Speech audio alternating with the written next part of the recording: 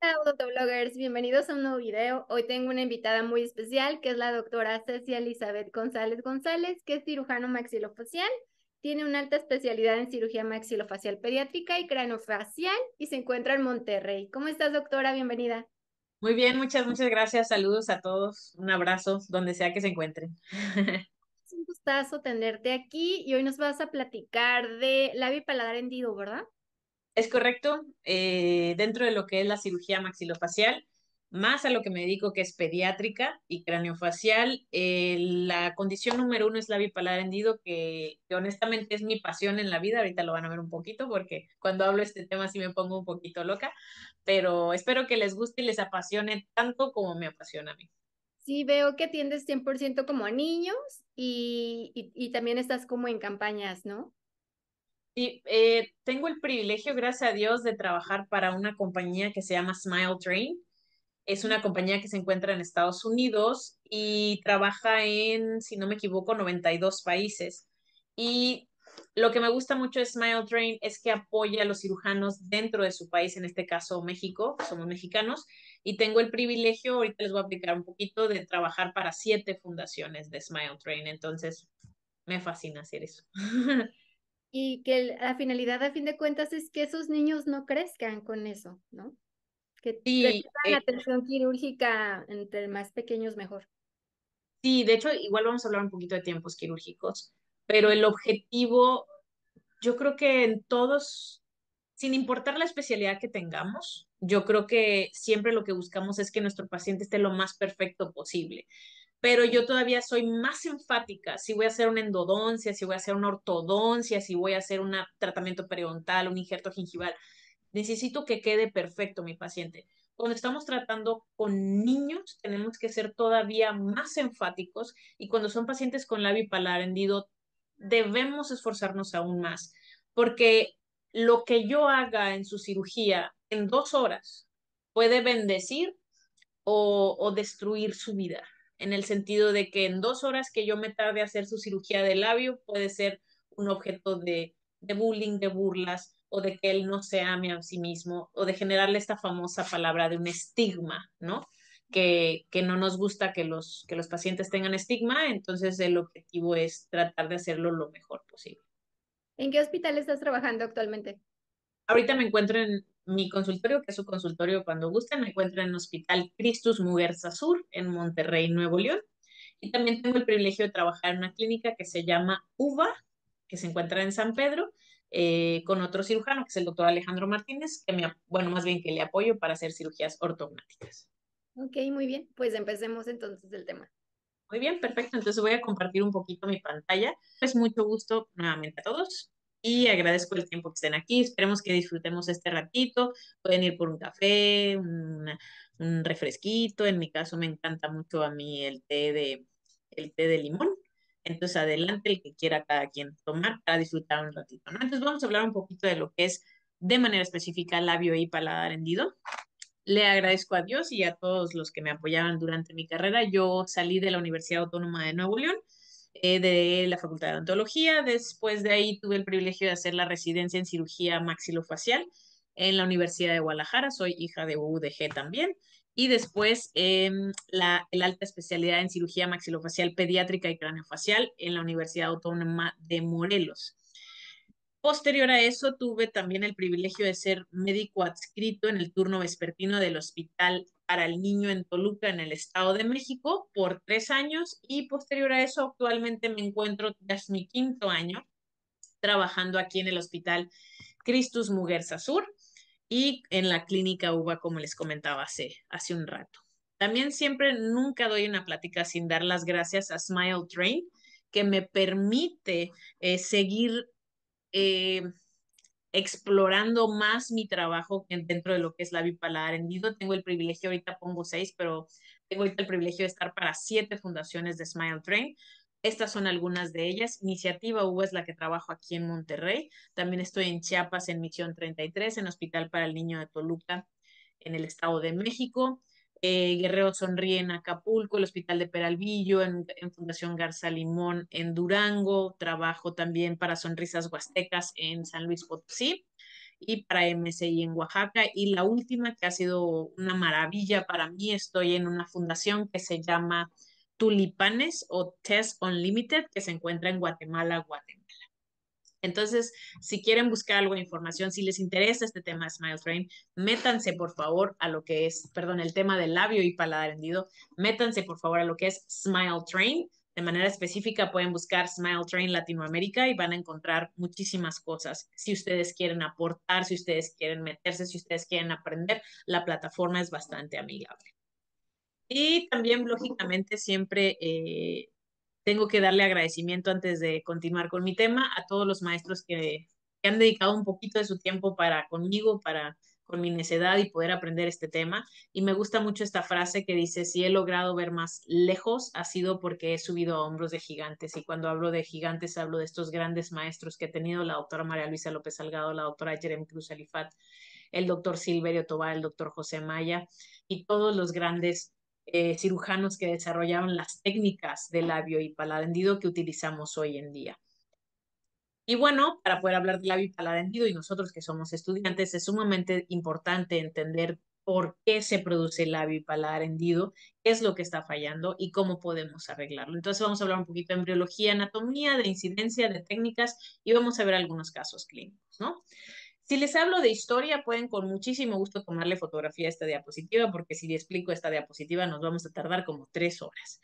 Pero podemos decir que en el año 390 después de Cristo, en China se hizo la primera reparación del labio y paladar hendido, y ya me monto hasta el 2004 en donde se publicó la última técnica, que es la técnica de subunidades o técnica de David Fisher, que nos habla de cómo corregir el labio unilateral. Pero pueden ver aquí todas las técnicas que están descritas, las de Pierfranco, Ambrosio, Von Graf, la de incisiones curvas de Rose, la de Thompson, lógicamente las más famosas, perdón que me estoy acomodando, como la de Millar, la técnica de Skug, y lógicamente la de Tennyson Randall, que es una también de las técnicas más famosas utilizadas, ¿no?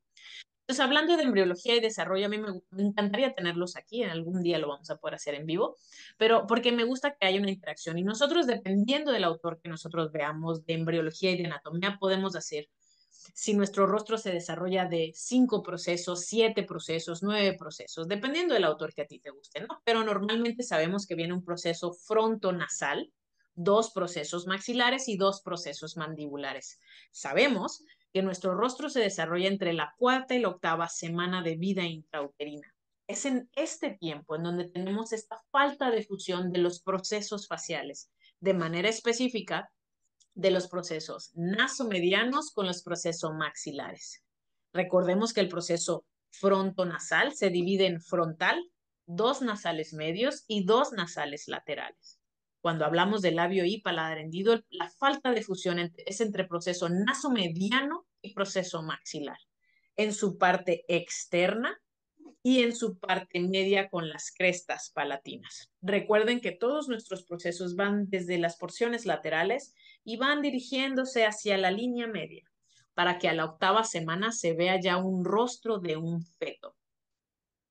Aquí podemos ver la falta de fusión de las crestas palatinas, que son los procesos maxilares, en la parte interna, junto con la parte anterior que se llama premaxila, que se desarrolla de la fusión de los procesos nasomedianos entre sí.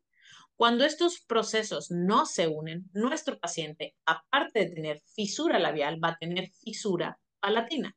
Aquí tenemos un corte histológico precioso, podemos observarlo aquí. Aquí está microscopía electrónica y aquí es un corte histológico. Esto que vemos aquí desviado es el septum nasal, esta es la fosa nasal sana y esta es la fosa nasal afectada. Aquí tenemos la lengua del embrioncito, ¿sale? Entonces, tenemos que, para poder corregir algo, tenemos que entender qué falló o qué tenemos que arreglar, ¿no?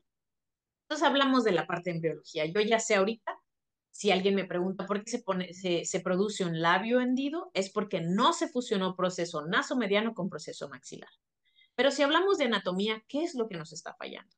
Para hablar de una anatomía alterada, pues tengo que saber cuál es la anatomía natural. Entonces tengo que tener bien en conciencia cada parte de la parte voy a decir, de la parte de lo que es labio y nariz que se ven afectados, ¿no? Entonces yo tengo que tener bien en claro cómo se forma la punta nasal, la columela nasal, la base nasal, las alas nasales, los cartílagos nasales, los ligamentos nasales, el piso nasal y el atrio nasal, que no es lo mismo, ¿sí? El piso nasal es la mucosa que tenemos hacia atrás y el atrio nasal es esta piel que tenemos aquí, ¿vale? La fosa nasal o narina, ¿qué forma tiene mi narina? Cada bebé tiene una forma nasal. Unos son anchitos, otros son picuditos, ¿sí? Tenemos que tener en conciencia cómo es la anatomía de nuestro bebé.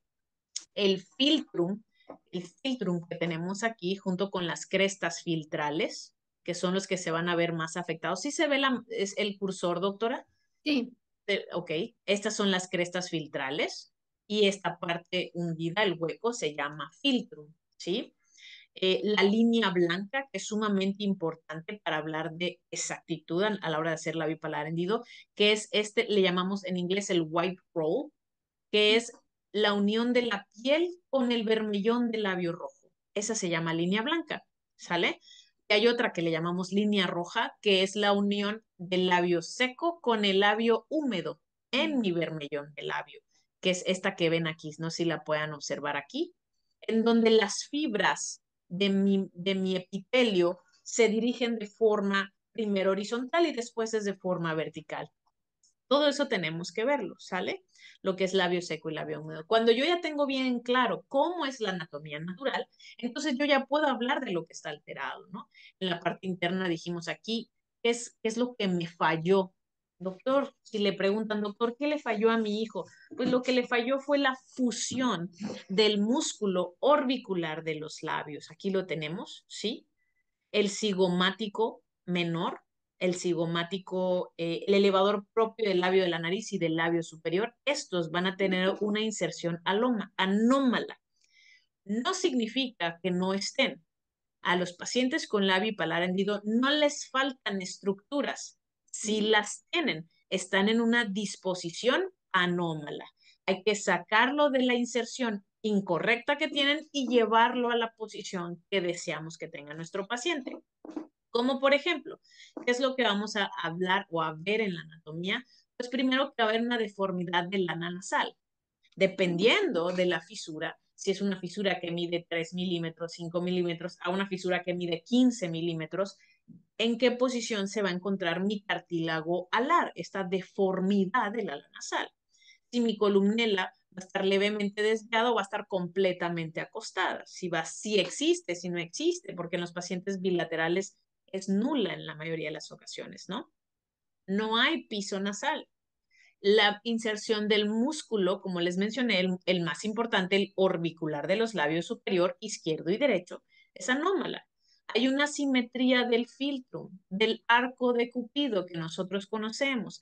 Hay una falta de altura en mi labio lateral normalmente y lógicamente una simetría en el vermellón del labio. Entonces, cuando yo lo veo, aquí podemos observar, esta imagen es muy bonita, puedes ver cómo el orbicular de los labios se inserta en la escotadura piriforme de mi maxilar superior. Yo tengo que zafar, tengo que sacar el músculo de ahí para rotarlo y horizontalizarlo. Lo mismo del músculo cigomático y del elevador propio de la nariz y del labio superior. Asimismo, tengo que liberar el cartílago alar de la posición en la que tiene para poder redondearlo y rotar la base para cerrar el atrio nasal. Antes hacíamos mucho algo que se conocía como queiloplastía. Ahorita hacemos algo que se llama rinoqueiloplastía. Hacemos corrección del septum nasal junto con el labio desde el primer procedimiento quirúrgico. ¿Sale? ¿Y por qué hacemos esto? Por favor, si pueden, tómenle fotografía, busquen este artículo, es un artículo súper bonito, porque te habla de la fisiología de la ventilación fecal. ¿Por qué se produce el labio? Ya supimos, faltó que fusión de ciertos procesos y anatómicamente ya sé que tengo que juntar. Pero ¿por qué pasó? ¿O por qué tengo hendiduras de 15 milímetros y hendiduras de 3 milímetros? Esta teoría es muy bonita porque cuando el feto se encuentra dentro de la madre, ya pasamos las 8 semanas de vida intrauterina, los bebés van a succionar líquido amniótico. Y entonces dice la teoría que es como un evento sísmico donde el líquido amniótico golpea las paredes de los maxilares y las va abriendo cada vez más y más y más. ¿Sí? Y ¿no? entonces ¿mande? Ok, es que nunca Sí, había oído eso. esta es la teoría de por qué una fisura es más grande o más chica. Y te habla de 4 procesos distintos: división de los procesos, deficiencia, desplazamiento o inclusive distorsión o deformación.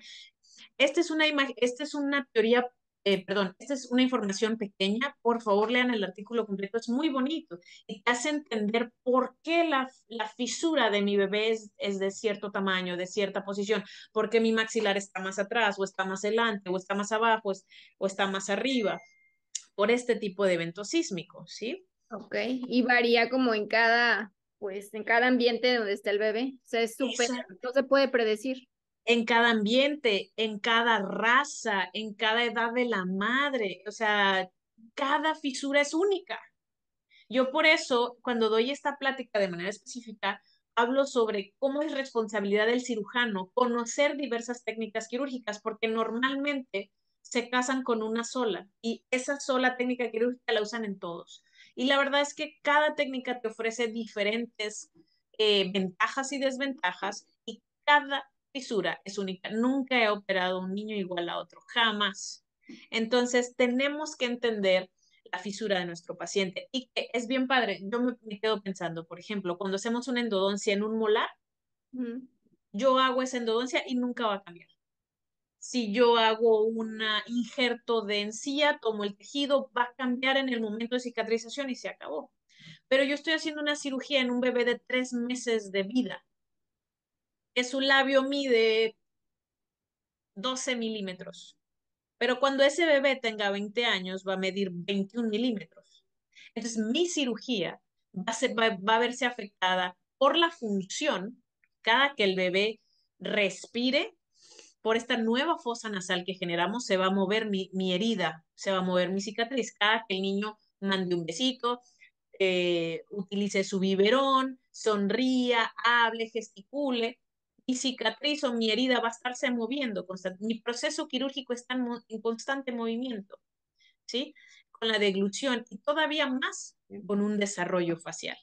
Por eso es de suma importancia el seguimiento en los pacientes con labio y paladar hendido, porque a lo mejor ahorita lo opero y en la posquirúrgico inmediato se ve precioso, pero cuando tenga un año te va a dar un resultado ya definitivo. Ok. Y después tienes que verlo a los 5 años, a los 10 años, a los 20 años. Esa es la importancia en el paciente, el seguimiento, ¿sí? Nosotros conocemos también, chicos, hay que estudiar esta que se llama la clasificación de Tessier, y que habla de todas las fisuras faciales en tejidos blandos y en tejidos duros. Normalmente lo que nosotros vamos a observar es una fisura tipo 2, ¿sí? Que es el labio hendido unilateral, puede ser uni o puede ser bilateral. Y puede ser acompañado de proceso alveolar o sin proceso alveolar, pero esta es la clasificación de Tessier que normalmente vemos, ¿sí? Vamos a evaluar la fisura con 5 componentes. El componente nasal, que les hablaba ahorita, si está medio chuequito, súper chuequito o está completamente horizontal, si está hacia adelante o hacia atrás, si está hacia abajo o hacia arriba, ¿sale? Y puede ser leve, moderado o severo. El componente labial medio, que es donde se encuentra el filtro, ¿sí? Si tiene este arco de Cupido, es súper importante, si tiene una rotación de 30 grados, de 30 a 60 o más de 60. Este punto es súper importante para elegir la técnica quirúrgica, ¿sí? La longitud de mi labio lateral. En el lado afectado, hay veces que este labio es muy chiquitito y necesito tejido, o es muy largo, o está muy rotado, ¿sí? Y puede ser leve, moderado o severo. Y las otros 2 componentes son los componentes del paladar, que puede ser paladar primario, la fisura, ahora sí, si es de 0 a 5 milímetros, de 5 a 15 o mayor de 15, ¿no? Leve, moderado, severo, la separación que tengo, y ahorita vamos a ver algunas. Y la fisura del paladar. Y aquí te hace una ecuación. Este también es un artículo maravilloso del increíble doctor Percy Russell. Yo soy fan de ese doctor, la verdad es que también tiene unos resultados quirúrgicos impresionantes y tiene muy bonita literatura. Y él hace una comparación de lo que fuese X, que es la fisura en sí, y Y1 y Y2 son las conchas palatinas, que hay una clasificación muy sencilla que se llama Converse, como nuestros tenis favoritos, que nos dice que si la fisura es más chica que el tamaño de mis conchas palatinas, es una tipo 1, si la fisura es del mismo tamaño que las conchas, es una tipo 2, y si la fisura es más grande que las conchas palatinas, pues es un tipo 3. Obviamente, cerrar una fisura tipo 3 es mucho más difícil que cerrar una tipo 1, y entonces a lo mejor vamos a tener que hacer mayor disección. Por eso la importancia de conocer los tipos de fisuras palatinas. Este es el último estudio que yo encontré, al menos de México, que es del 2011, algo que también nos dice que tenemos que hacer más publicaciones en México, debemos esforzarnos por hacer eso. Y nos habla que hay 1.39 casos por cada 1.000 nacidos vivos, que normalmente es uno por cada 700 nacidos vivos en México, ¿sí?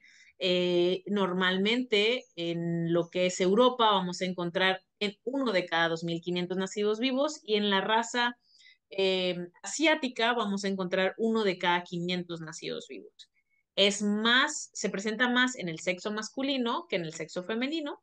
Normalmente es el lado izquierdo, de un 60 a un 80% de las fisuras es del lado izquierdo. Y las hendiduras palatinas aisladas, o sea que todo está perfecto aquí, solo tiene paladar hendido posterior, se encuentra más en las mujeres. Si encuentras una paciente con hendidura aislada, siempre mándala al cardiólogo, porque al menos el 30% de las pacientes va a tener una cardiopatía escondida y es importante investigarlo, ¿sale? La alimentación en un paciente con labio paladar hendido es fundamental. Entonces, ¿qué es lo que yo quiero en estos pacientes? Pues que tomen leche materna, porque la leche materna es oro líquido, de verdad es súper importante. No porque el paciente tenga fisura significa que no se puede prender a un seno. Entonces, hacer el esfuerzo. Si la fisura de mi paciente está del lado izquierdo, tú lo puedes poner del lado derecho y se va a cerrar la fisura y va a poder el bebé lactar. A lo mejor se cansa mucho, pero se puede intentar. Y ese lazo piel con piel, madre con bebé, es sumamente importante para el desarrollo de nuestro bebé. No Si se no se pueden puede, operar a los bebés en cuanto nacen. perdón, No se pueden operar a los bebés en cuanto nacen. existen hasta el momento, eh, hay un cirujano en la Ciudad de México que realiza esos procedimientos quirúrgicos. La mayoría de los cirujanos que somos parte de la Asociación Mexicana de Labio y Paladar Hendido estamos en contra de estos procesos, porque no se hace una corrección anatómica como tal, se hace una adhesión labial, nada más. Entonces se cierra el labio, pero el músculo no está en función. Entonces, preferimos esperar 3 meses a que tengamos ya una anatomía más específica. Y ahorita voy a explicar el porqué de estos 3 meses, ¿no? Y por ejemplo, Ex estos niños que a lo mejor ya tienen una fisura palatina y para alimentarse y eso, usan, les ponen algún... Antes usaban mucho, hay unas tetinas espantosas que lleva la tetina con como si fuera un globo de plástico. Por favor, no lo usen, los pobres pequeños nada más se ahogan más. No trabajo para estas marcas, pero existen 2 marcas en el mercado que tienen tetinas diseñadas para pacientes con labio y paladar hendido. La marca que yo más uso es Pigeon y la otra marca es Dr. Brown. De hecho, la de Pigeon dice Cleft Lip and Paddle Baby Bottle. Viene el biberón específico. De hecho, si buscan, perdón, la promoción en Smile Train Latinoamérica, van a encontrar un video donde se encuentra su servidora y explica la anatomía de esta tetina, que es esta que pueden ver aquí abajo. Aquí donde ven este hoyito, esa parte del plástico es duro porque se coloca a nivel de la fisura, y la contraparte es sumamente suave para que con la pura lengüita el bebé apenas la toque salga la leche y el bebé no se canse. Y Ok. es una tetina gruesa que me tapa toda la fisura palatina. Entonces, sí hay tetinas especiales para los niños con labio y paladar hendido. Por favor, no pongan sondas nasogástricas, porque solamente retardan el crecimiento del bebé. Piensan que se va a alimentar mejor y todo lo contrario, el bebé se alimenta mucho O mejor como si se le da lactancia, se puede colocar algo y puede lactar materno normal. también exactamente. Lo que sí yo recomiendo mucho a nivel inicial es la ortopedia. Ahorita todavía existen muchos doctores que dicen, no, la ortopedia no se necesita. Yo he operado muchos bebés sin ortopedia, sí, la verdad es que sí, pero si yo quiero entregar un resultado lo mejor posible, yo necesito de la ortopedia.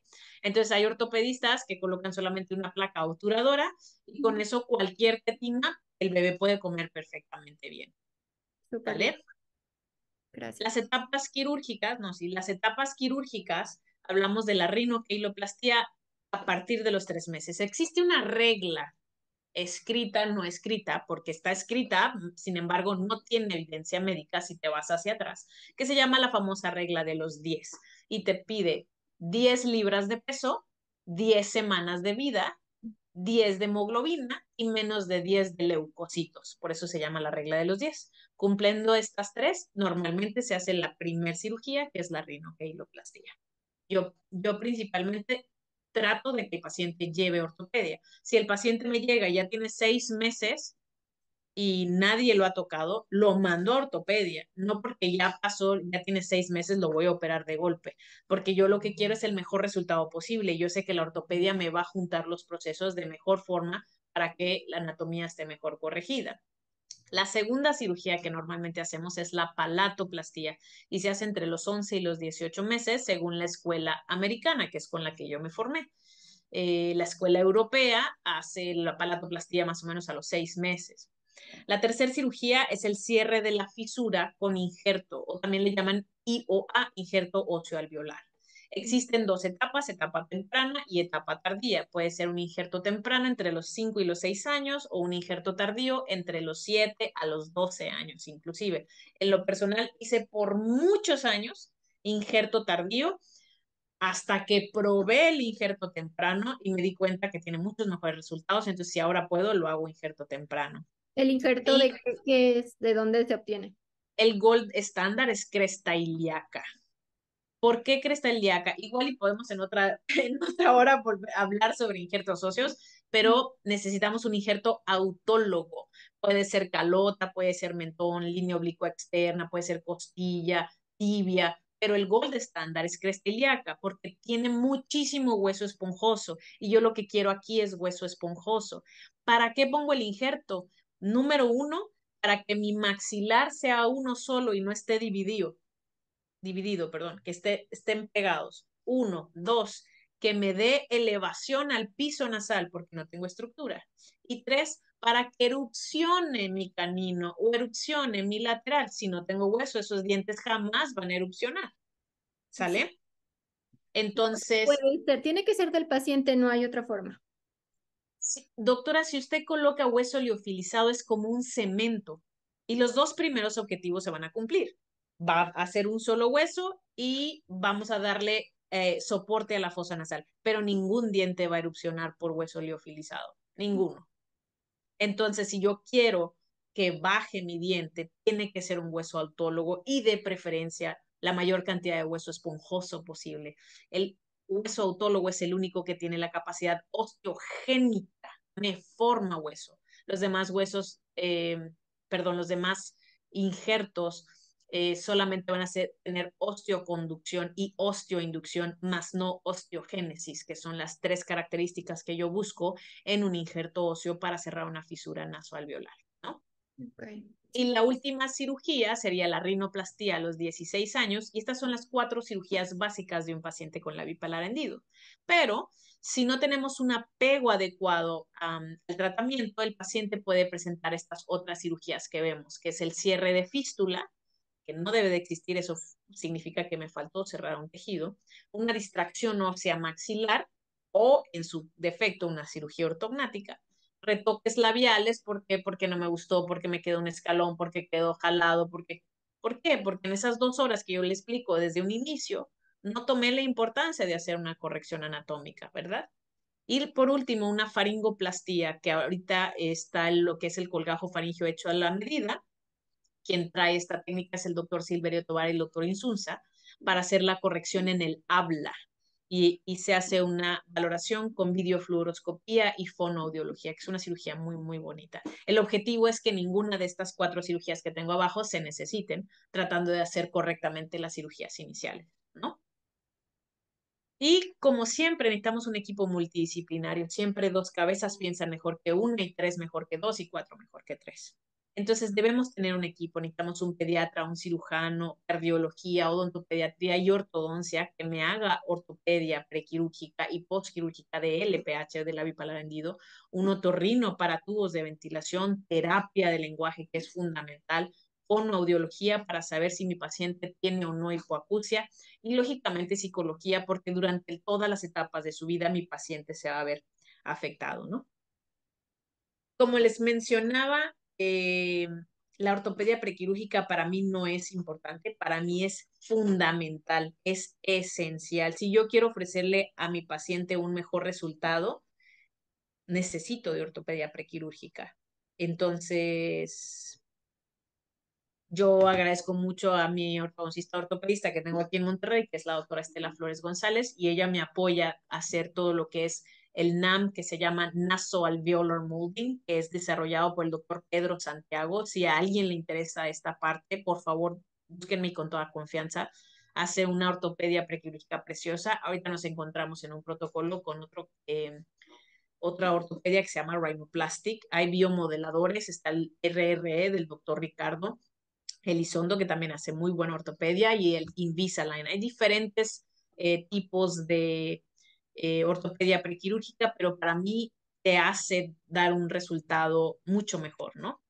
Y ¿Siempre en siempre, todos los casos los mandas? si yo tengo el privilegio de tener al paciente, yo voy a mandar al paciente a ortopedia, que siempre me va a dar un mejor resultado, porque de tener una fisura de 15 milímetros a tener una fisura de 5 milímetros, no tengo la misma tensión. Y cuando dejo cicatrices, porque hay mucha tensión en los tejidos, ¿no?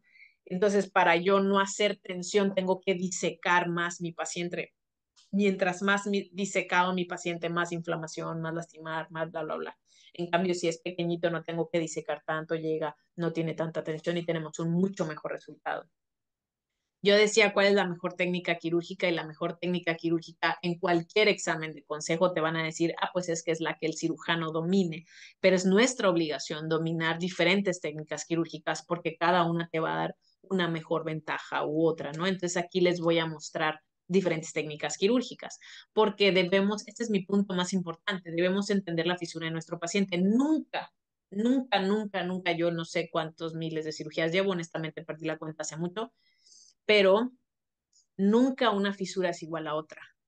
Entonces debo de hacer una corrección anatómica. Si yo corrijo a mi paciente su anatomía de manera exacta, dónde va el músculo, dónde va el ligamento, dónde va el cartílago, entonces va a tener una fisiología correcta. Su función va a ser correcta, va a respirar correctamente, va a utilizar el biberón correctamente, va a comer, sonreír, hablar correctamente.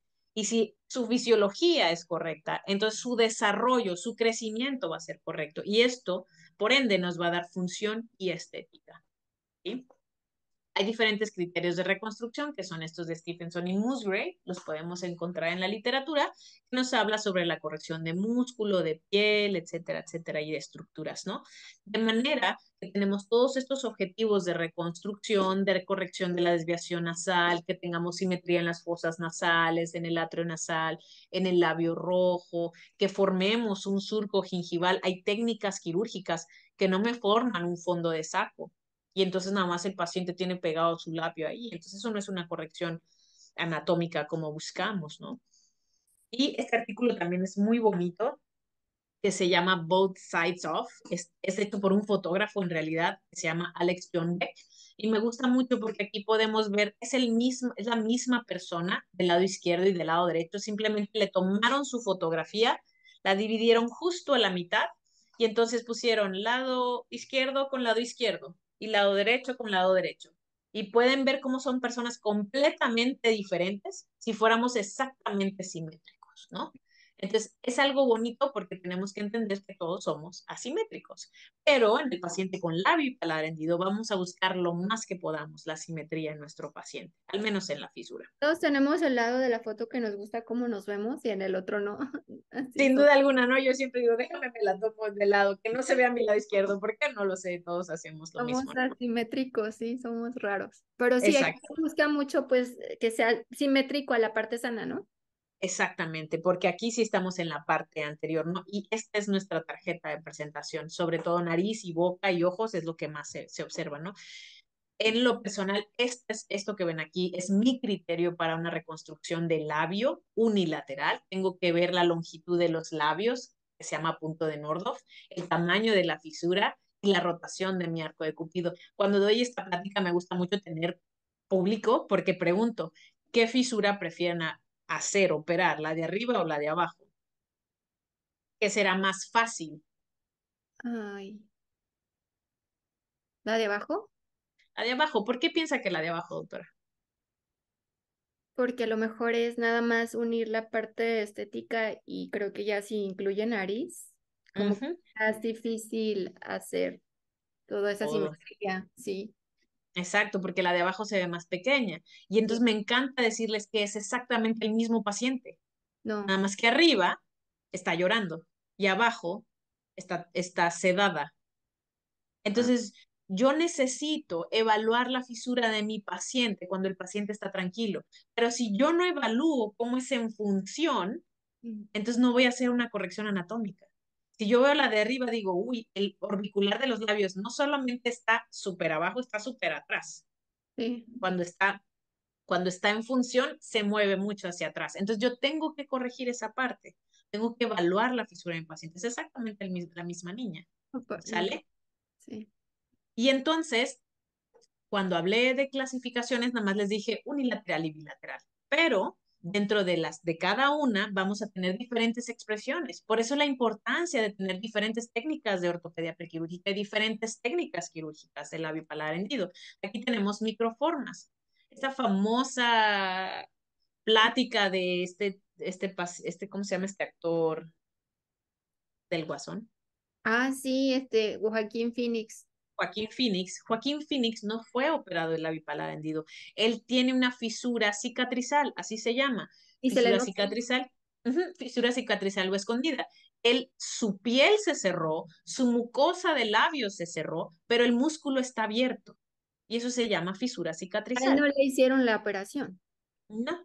Ah, ok. Y nunca se operó. Entonces, por eso se ve así. Realmente es como este pacientito que tenemos aquí arriba, el primeritito del lado izquierdo superior. Yo Esa, creí, creía que era la cicatriz de la operación lo que se le veía en las películas. no, Mm, no, es un labio cicatrizal como este pequeño que ves aquí, que apenas se ve. Pero si tú agarras el labio, perdón que voy a hacer la expresión, y lo jalas a contraluz, le pones luz, puedes ver la falta de unión del músculo orbicular, ¿sí? y Y que hay no fue microformas. atendido porque a la mamá no se le hizo raro o algo así, puede ser, ¿no?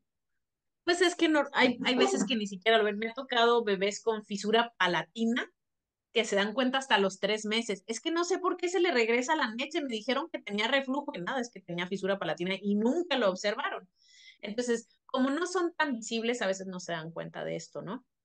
Y No. entonces aquí podemos ver diferentes microformas. Todas estas son fisuras del labio hendido unilateral, ¿Tú ¿sí? cómo les explicas a las mamás cuando te preguntan? Ya vimos que es porque no se fusionan ciertos procesos en el desarrollo embriológico, pero ¿cómo les Ujú. explicas a los papás de que te dicen, ¿por qué mi hijo nació así? O sea, tuvo que ver, les explicas que hubo, no sé, agentes externos que tuvieron que ver, internos, o cómo les Y yo explicas les, que un bebé nació así, que con yo lo labio paladar haría, hendido. sí, yo lo haría. Sí. Mira, yo soy muy dura, soy muy dura. eh, ya que estamos aquí agarrando en confianza y platicando, yo soy muy dura en mi primer cita. eh, y siempre me gusta que esté la mayoría de los familiares posibles, que estén todos, porque los papás, siempre les digo a los papás, existimos especialistas que tratamos niños con labio y paladar hendido, pero no hay especialistas que traten papás que tienen hijos con labio y paladar hendido. Y no es fácil, es una situación difícil. Entonces, yo les explico así, mi primer pregunta es, ¿de quién es la culpa?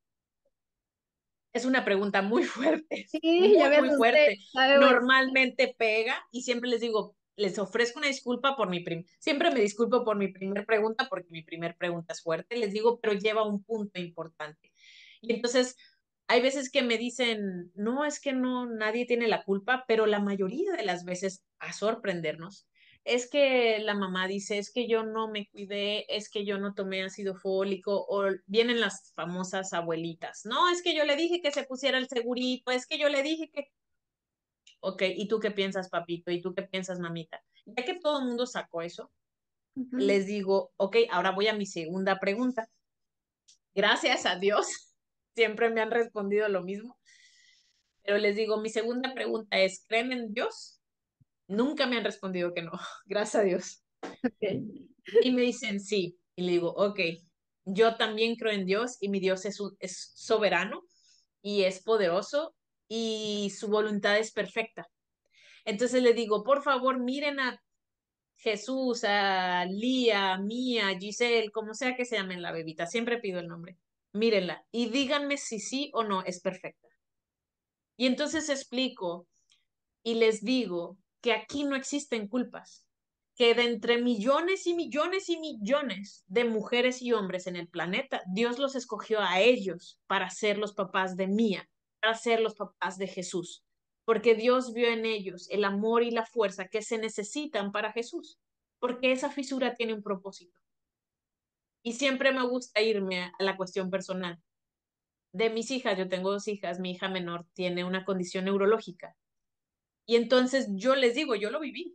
Y por mucho tiempo yo decía, ¿qué hice mal? Algo hice mal. Y por eso mi hija tiene esta condición neurológica. Y entonces entendí que no es así, que Dios me escogió a mí para ser mamá de Estefanía, porque Él vio en mí lo que Estefanía necesita para su condición. Y así como yo tengo la fuerza, ustedes tienen la fuerza y el amor para sacar adelante a Jesús, Mía, Giselle, como sea que se llama la bebito. Y en ese momento entienden. Y les digo, ahora sí, después de mi pregunta fuerte, es importante que les quede bien claro aquí y aquí que no existen culpas. Cuando salgan de esta puerta de mi consultorio, que es su consultorio, les quede sumamente claro que todo lo contrario, ustedes son especiales porque son escogidos para un propósito. Eso es lo que yo explico. Y de ahí ya entonces me voy. Pero si quieres hablar de literatura, existen más de 1000 razones por las que un paciente puede nacer con la bipolar hendido. Las más comunes son humo de la leña, el tabaco, el alcohol. Hay dos componentes genéticos, madres muy jóvenes o madres multipartitas o de edad mayor. Sin embargo, he tenido mamás sentadas que son jóvenes, normales, que usan ácido fólico 3 años antes, que ejercicio, dieta perfecta, y su hijo nace con labio palandido bilateral, una fisura enorme. Y tengo mamitas que me dijeron, hay doctoras que yo no sabía y estuve tomando alcohol hasta el 6.º mes y apenas tienen una microforma. Entonces, para mí, realmente es multifactorial, pero siempre les digo que son escogidos y que tienen un propósito. Y está padrísimo los que incluyas a la familia, ¿no? Que Es, los, es que es ideal porque que los la metas. situación del bebé es para todos. O sea, yo soy una mamá que tiene un niño con labio bipolar hendido, pero yo soy una tía que tiene un sobrino con labio bipolar hendido, yo soy una abuela que tiene un niño con labio bipolar hendido, yo soy un papá, yo soy un hermano, mi hermano tiene labio bipolar hendido. Todos tenemos esa parte en el corazón que nos afecta porque amamos a este bebé y Mm. todos deben entender esa parte. Y abuelos, tíos, primos, hermanos, apoyar a los papás y darles fuerza, generar una red de apoyo. Eso es sumamente importante, Sí, ¿verdad? sí, Bueno, sí. voy a proseguir. Entonces, esto que hablábamos ahorita son microformas y tenemos unas formas completas, como por ejemplo esta. O sea, si este niño que tengo en la esquina superior derecha es una fisura enorme, ahí el paciente está en reposo. Es una fisura gigantesca. Entonces, yo tengo que ver qué técnica voy a usar. Contra la segunda fotografía, mira, es una fisurita de 2 milímetros. Entonces, tengo que ver qué técnica quirúrgica utilizar, qué estructuras anatómicas que ya hablamos son las que están afectadas y tengo que desinsertar más o menos, ¿no? Hacer mayor o menos disección. Hay 3 técnicas quirúrgicas que yo uso de base. La primera de ellos, que les voy a mostrar aquí, es la técnica de Millard, fue la primera que aprendí, es esta que está aquí. También se conoce como técnica de rotación y avance.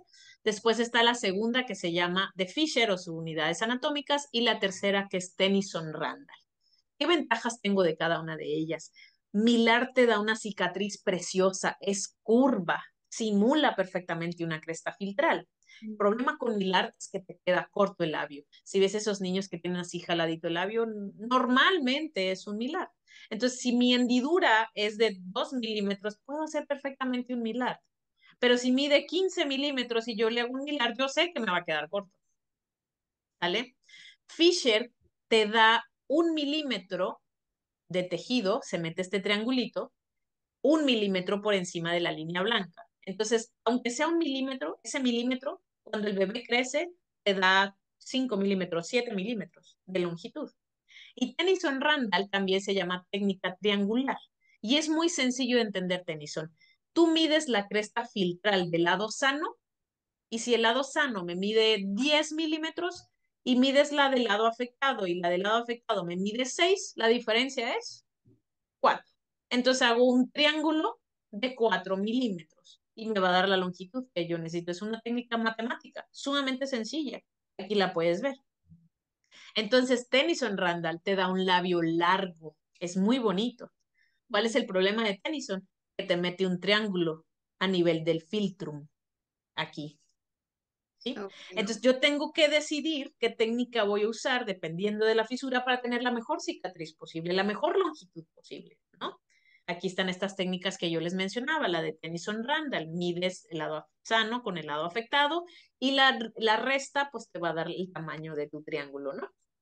La técnica de rotación y avance de Millard, que ya la Millard original, ya creo que nadie hace Millard original, que hacía una corte en la fosa nasal hasta acá arriba, y ya con incisiones más pequeñas. Y la técnica de Fisher o de técnica de subunidades, que te digo que te da este milímetro perfecto, pequeño, pero que te ayuda mucho este milímetro, ¿no? Y entonces aquí me gustaría mostrarles algunos casos que tengo. Pueden ver aquí qué bonito simula la cresta filtral esta técnica de Milad. Es preciosa, No, ¿no? pues, Pareciera que nunca tuvo la bipalar hendido, ¿no? sí. Entonces así vamos a ver diferentes casos. Son fisuras, si te fijas, yo uso Milard en fisuras pequeñas, donde el arco de Cupido no está tan rotado, está más horizontal, tengo bonita longitud del otro lado, y ahí puedo usar una técnica de Milard preciosa, Ay, ¿sale? esas sonrisas pagan todo, ¿verdad? La anterior. Oh, sí. La del Y, niño. Ay, no, no, y tengo unas más, tengo hasta videos, pero bueno. Mira, por ejemplo, este niño lo llegué a ver hasta los 5 años. Lo operé cuando tenía 8 meses y lo llegué a ver hasta los 5 años. Esta es la importancia que yo te digo del crecimiento de los pacientes, ¿no? y del Este, seguimiento, ¿verdad? y del seguimiento. Pero mira, si te fijas, por ejemplo, aquí la rotación del arco de Cupido era mucha y me quedó aquí un poco corto. Y es entonces donde empecé a hacer, mira, se ve un poco corto, ¿lo ves? Mm. Entonces aquí empecé a decidir hacer, esta es una Milad, se ve un poco corto. Entonces que empecé a hacer técnica de Fisher. Este se ve muy lindo. Mira, mira esta piel, la importancia sobre la piel también hablamos, ¿no? Sí. ¿Sí? ¿Y la Entonces empecé a sutura hacer, que usas aquí es subdérmica o para que no se... uso 4 capas de sutura, doctora. Primero es la mucosa bucal, luego el músculo orbicular, luego intradérmicos y luego piel externa. Y arriba utilizo 8 ceros de Vicryl, 7 ceros intradérmica, 6 ceros en músculo y en piso nasal. Si es una hendidura muy amplia, utilizo 5 ceros, pero eso es lo más grueso que utilizo. Normalmente 6, 7 y 8 ceros. ¿Sí? Cada caso lo evalúas y ves qué técnica es mejor Voy a para... utilizar en ese momento, mido a mi paciente y en ese momento decido, voy a hacer Fisher, voy a hacer Tennyson, voy a hacer Millar, ¿sí? Mira esta estructura, mira, esta es Fisher. Es un triangulito de nada, pero mira qué perfecta se ve la línea blanca. Mira qué perfecta se ve la línea roja. Aquí tiene 10 días de la cirugía. Mira qué bonito se ve su labio. Mira qué bonita se ve la cresta filtral. Sí. ¿Sí? Y entonces empecé a hacer Fisher, Fisher, Fisher, con este pequeño triángulo, ¿sí? Y empecé a notar que ya ese acortamiento que tenía lo dejé de tener. Y dije, qué padre, se está viendo muy bonito técnica de Fisher. Sin embargo, había algunas fisuras amplias. Y entonces empecé a practicar con fisuras pequeñas la técnica de Tennyson Randall, que es esta técnica donde te digo que metemos un triángulo, ¿sí? Mira este tamaño de fisura. Esta fisura medía 12 milímetros, era muy amplia. Y entonces hice este triángulo. No estoy muy fan del triángulo, pero la verdad es que si tú das un manejo bien de tejidos de la piel se ve preciosa, mira, se ve perfecta. Y el Bien, triángulo lo hacen como para incorporar mejor el... ajá, para que rote, nosotros le llamamos punto uno, 2 y 3 para que baje el punto 3 y que Ok. te quede perfectamente largo de Cupido. Ah, ok, Ujú. ok. ¿Sí? Mira, técnica de Tennyson Randall, ya no se acortan los labios, pero pues se ve este triángulo en la pielecita. Entonces, normalmente yo cuando hablo de esto, yo les pido mucho esto a los residentes que tengan mucha pasión para lo que es labio y paladar hendido. ¿Dudas de labio y paladar hendido unilateral? No, estamos ¿No? bien. Muy bien. Me voy a pasar rápido al labio bilateral. El bilateral es más sencillo porque yo voy a hacer el lado derecho y el lado izquierdo. Ah, ok, ok. Yo los hago. En cambio, en el unilateral tengo que igualarlo a que lo que Dios hizo y es más difícil. Pero a mí me encantan los bilaterales, me gusta muchísimo. Y mira, aquí puedes ver la disección tan amplia que te estaba yo platicando. El fondo de saco debe de hacerse. Muchas técnicas, por ejemplo, la técnica de Muli, que no genera fondo de saco, mutila el tubérculo, que es el labio rojo que tengo aquí en el prolabio de la premaxila. Entonces, también aquí sí en labio paladar hendido uso una, que es Michelin Viale, muy parecida a Manchester. Y estos son los resultados que yo busco. Una piel muy natural, un labio rojo que jamás pareciera que tuviera un labio y paladar hendido. ¿Sí? Aquí tenemos otro caso.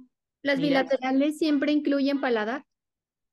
no, no siempre. He tenido 3 casos en que son bilateral y el paladar está íntegro. Es mucho más difícil así. Cuando están abiertos, más fácil porque haces tu disección hacia atrás.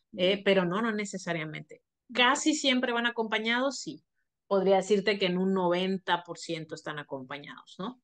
Ok. Eh, pero primero la técnica de queiloplastía buscamos esta corrección del labio, ¿no?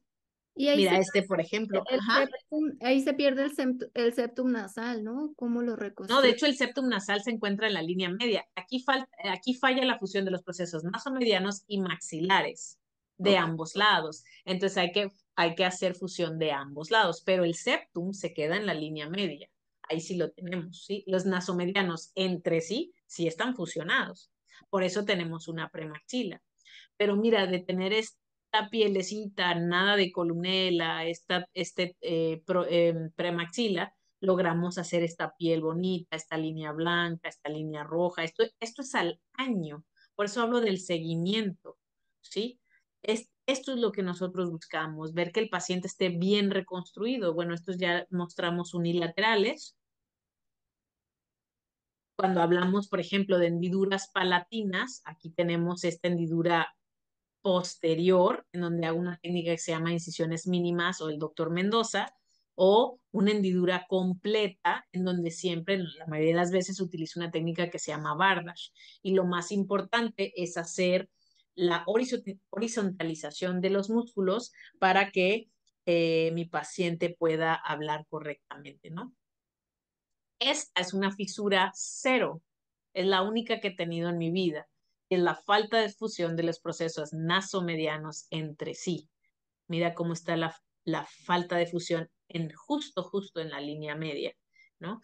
Entonces, eso es normalmente lo que hacemos la segunda cirugía. Ok. Aquí te voy a mostrar una de tercer cirugía, que es el injerto oso alveolar. Aquí tienes la cresta, tomamos el huesito de la cresta, abrimos la fisura por dentro del labio y metemos el hueso de la cresta en la zona, ¿no?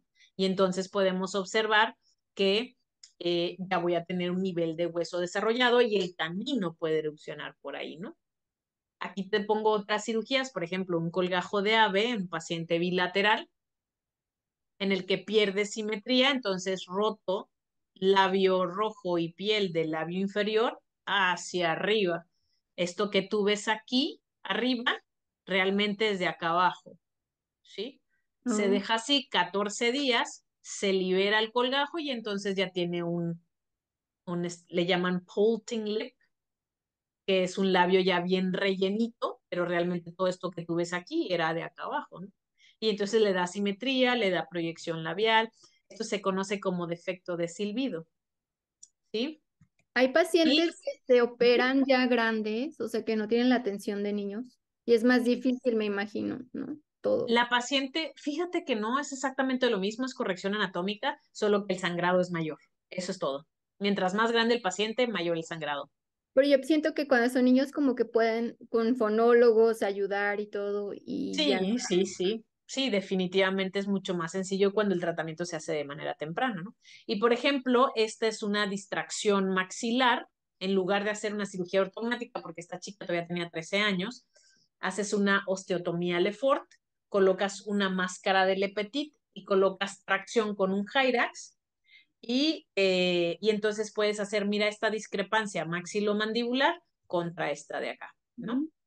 Mira, por ejemplo, aquí te muestro cómo se hace toda una disección de un paciente bilateral, ¿no? La importancia del fondo de saco, ¿sí? Cómo se pinta la técnica, cómo deben ser los cortes finos, ¿sí? Y lo que te decía yo, el seguimiento, ¿no? La palatoplastía, estaba yo diciéndote, que tenemos alteración a nivel de la fusión de los músculos. Nosotros sabemos que tenemos 5 músculos palatinos derechos y 5 izquierdos. ¿Y cuál es la falta de fusión de estos? Los más importantes son el elevador propio del paladar, el tensor del velo del paladar y el ácigos de la úvula, que son los que más me importan. El otro es el palato gloso y el faringo gloso, ¿no? Tengo que unirlos a nivel de la línea media para que entonces yo pueda tener algo súper importante que cuando gusten podemos volver a hablar, que se llama competencia velofaringea. Es lo más importante, el objetivo de la palatoplastía, ¿no? Existen diferentes técnicas, como es esta, la que yo más utilizo, que es la técnica de Bardash. Siempre que cerramos el paladar, al menos debo tener 2 a 3 capas de tejido. Primero cierro piso nasal, después cierro, o sea, lo que es mucosa nasal, después cierro músculo encima y encima de la mucosa palatina, ¿no? Existe la técnica de Bardash, la de incisiones mínimas, como es la del doctor Mendoza, la cetaplastía de Furlow, que elonga mucho el paladar, y puede ser una palatoplastía unilateral o bilateral.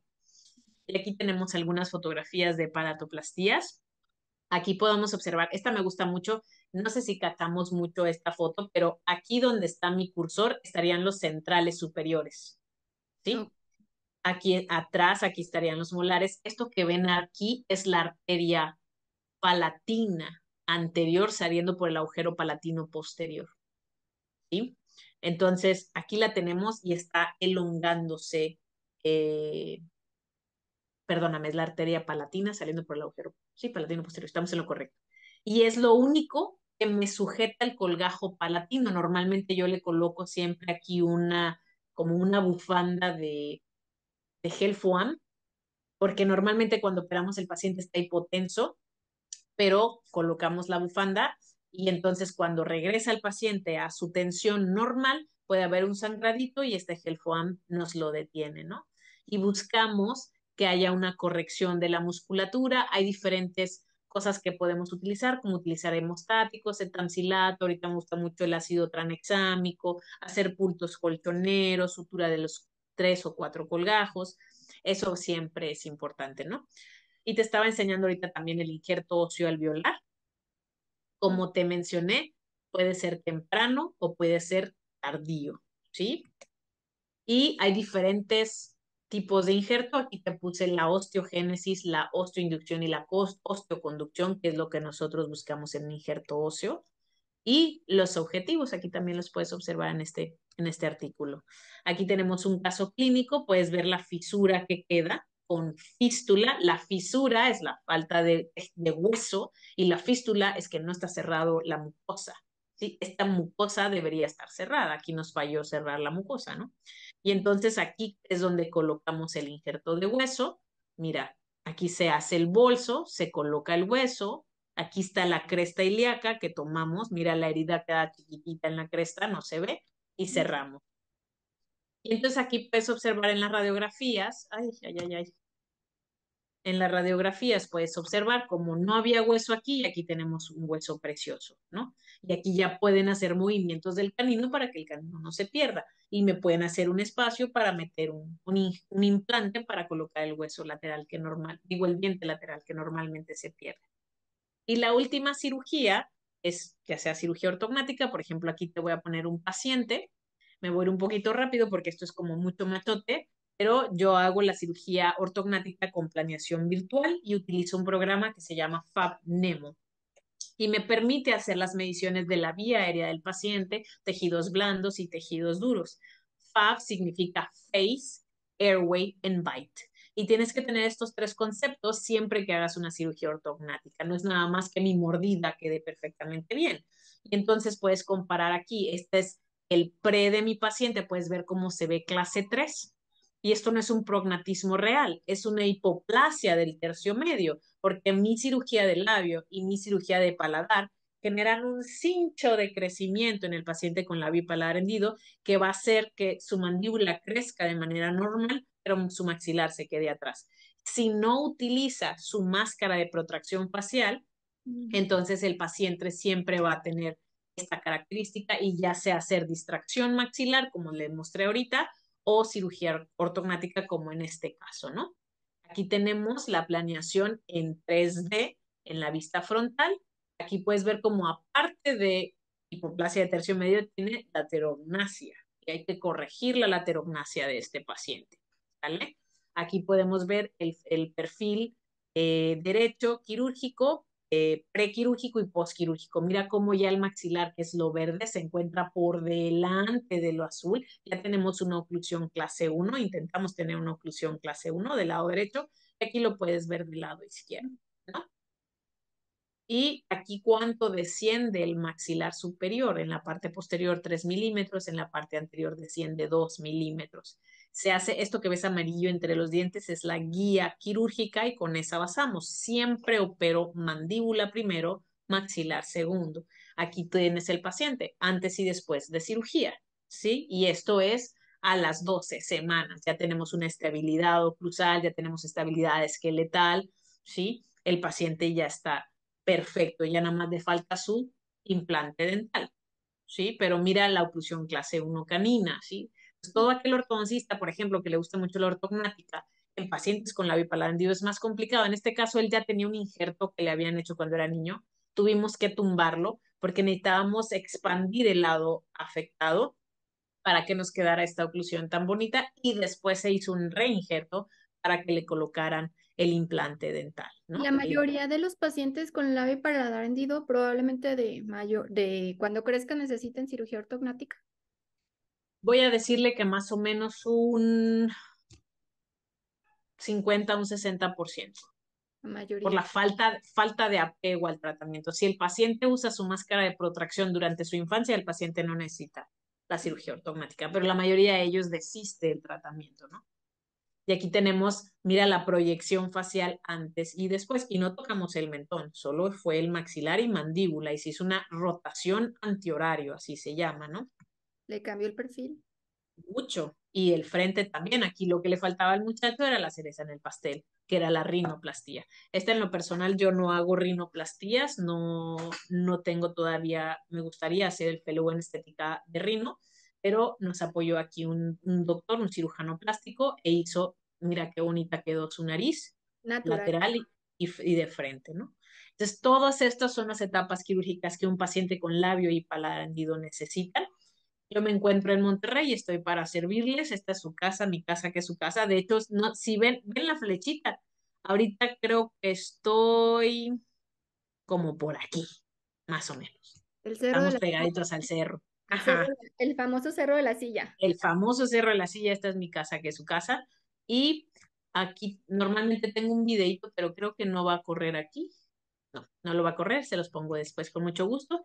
Y pues esta frase siempre es mía, es que en la vida hay que ir dejando huellas, no cicatrices. Entonces, si hacemos cirugía de labio y paladar, que sea con el corazón puesto en que no va a tener cicatriz mi paciente, en el que se va a ver lo mejor posible. Y estoy para servirles para todos. Este es mi Instagram, mi correo electrónico, lo que necesiten, pues estoy para servirles. Gracias. Si te quieren contactar algún colega, alguna duda o algún Lo paciente que de gusten. proveedores que quiera que lo atiendas, ahí está su Instagram de RA. Ujú. Cecia, GZZ. ok, sin el punto, ¿verdad? Eh, Creo que Según sí yo, es en el... según yo Sí, sí, sin el punto. Sí. sí, exacto. No es que no le sé muy bien a esas cosas, sí. Que la sigan o la contacten por correo. Pues muchísimas gracias, doctora, por Gracias a usted, doctora. traer aquí a Odontoblog tu conocimiento. Aquí aprendimos todos algo nuevo y por hablarnos de este tema que es tan extenso, pero a la vez no lo hiciste compacto y entendible y nos encantó ver casitos. Gracias por venir. Muchas gracias por la invitación, ha sido un privilegio y todo lo que necesiten estoy para servirles. Un abrazo a todos y aquí tienen su casa. Cuando quieran se vienen por una carnita asada. Ay, qué rico. Sí, gracias. Sí, Gracias, doctora. Aquí también eres ok, bienvenida a Odontoblog a hablar cualquier tema de cirugía maxilofacial que desees. Gracias por tu tiempo, tus conocimientos. Aquí está salí yo aprendiendo muchas cosas. qué Síganla en bueno. redes sociales a la doctora o mándele algún correo. También denle like aquí al video, suscríbanse al canal y compartan este video. Seguramente más y más personas les va a llegar esta información que está increíble. Gracias, doctora. Te mando un abrazo hasta Monterrey. Bendiciones para todos y ahí me guardan unos virotes que me encantan. Claro, Guadalajara cuando quieras, aquí tienes tu casa. Ok, Gracias y te mando un abrazo. Nos un vemos en el abrazo. próximo video. Gracias a todos los que nos están escuchando y digan en los comentarios qué cosa nueva aprendieron aquí con la doctora Cecia y nos vemos en un próximo video. Bye. Bye, bendiciones.